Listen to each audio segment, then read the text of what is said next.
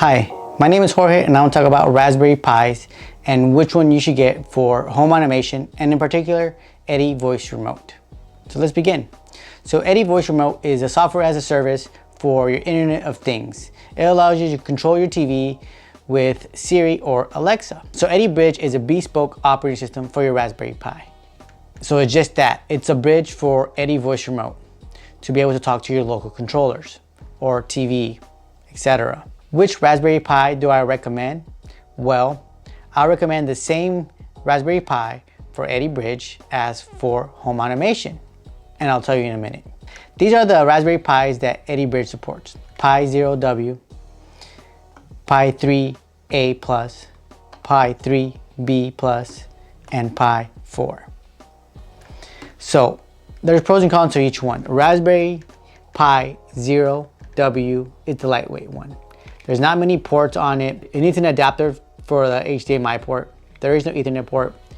It's low power and it's a little slow. I do not recommend this Raspberry Pi. This is the Pi 3A+. And this little guy, I like the form factor. I like that it has a full HDMI port, but there's no Ethernet port. And it has more speed, but it still lacks RAM.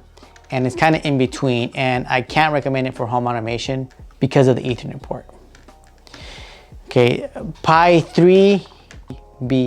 This is the one you get, guys. It has a full HDMI port. That's great. I love the full HDMI port. I don't like dongles or adapters. Has Ethernet port. I like a device that has Ethernet port. That is crucial in my opinion to have. You can't rely on Wi-Fi sometimes. For home automation, the USB ports don't really matter much because you're not really going to be using them for a lot of applications. And the speed is going to be adequate for a lot of your home automation needs. And this one costs the same as a Raspberry Pi 4, which we get to right now, okay? Raspberry Pi 4, this is the new one on the block.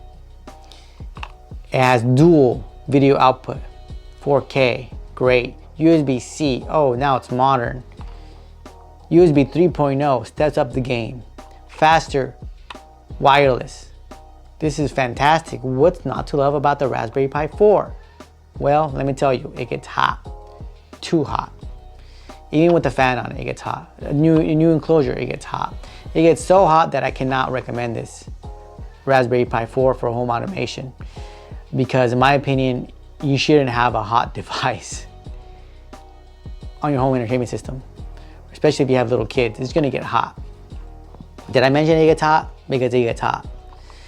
Raspberry Pi 3 is the one to get because performance-wise is good, doesn't get hot, has full HDMI port and Ethernet port, and this just makes things convenient to set up.